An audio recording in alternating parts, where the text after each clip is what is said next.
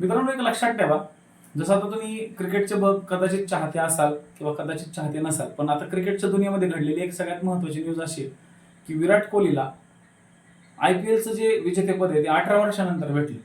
त्याच्यात 2 महत्त्वाची कारणं आपल्या डोळ्यासमोर आपण बघूया.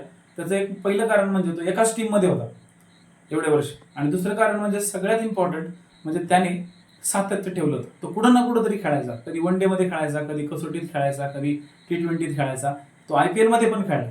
पण त्याचं ते सातत्य होतं. त्याने त्याच्या स्वतःच्या फिटनेसवरती पण काम चांगलं केलं होतं. म्हणजे एकदम तो जाडजूड झाला आणि त्याने म्हणजे ट्रॉफी मिळवली असं नाही. त्याचे एक नेतृत्व गुण खूप चांगलं होतं. ह्याच्यातनं तुम्हाला काय मिळतं किंवा काय समजतं?